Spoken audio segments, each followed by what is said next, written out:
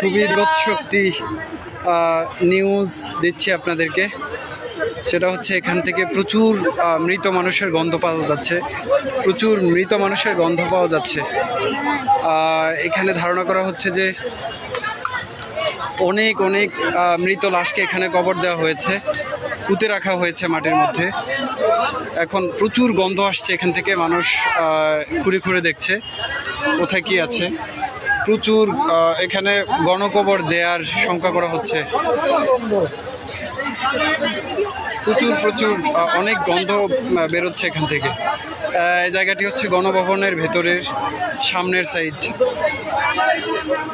অনেক মানুষকে এখানে পুঁতে রাখার আলামত পাওয়া যাচ্ছে। আমি আপনাদেরকে একটু দেখাচ্ছি। এখানে যে নতুন চিহ্ন দেখা যাচ্ছে, চিহ্ন দেখা যাচ্ছে যে এখানে গণকবরের চিহ্ন পাওয়া যাচ্ছে গণভবনের ভেতরে। প্রচুর মরা লাশের গন্ধ বেরোচ্ছে এখান থেকে। এখানে উৎসুক মানুষ দেখতে পাচ্ছে।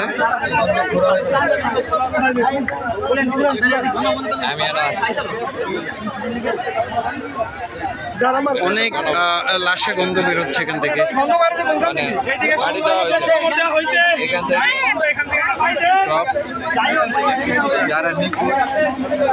এখানে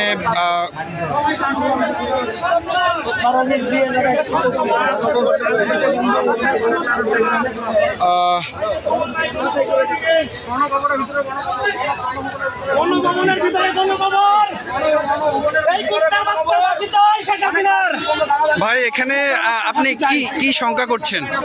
ভাই এখানে 1000 উপরে মানুষের গণকবর দেওয়া হয়েছে ভাই গণভবনে। জি, 1000-এর উপরে গণকবর দেওয়া হয়েছে। এই স্বৈরাচারী সরকার আমাদের ছাত্রদের গণকবর দিচ্ছে, সাধারণ মানুষের গণকবর দিচ্ছে। ওরা ফাঁসি চাই, ফাঁসি। ওর কুত্তার মতো বিদায় মারতে চাই আমরা জনগণ। বলার নাই।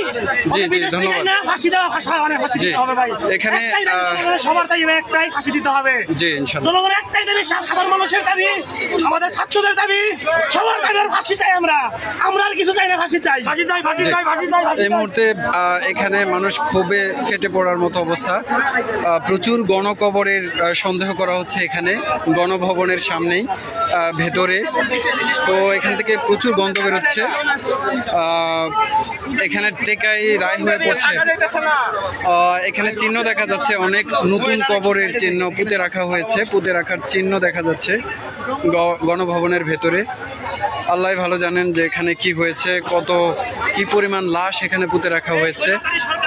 আশাবাদী সরকার আমাদের ছাত্রদের এবং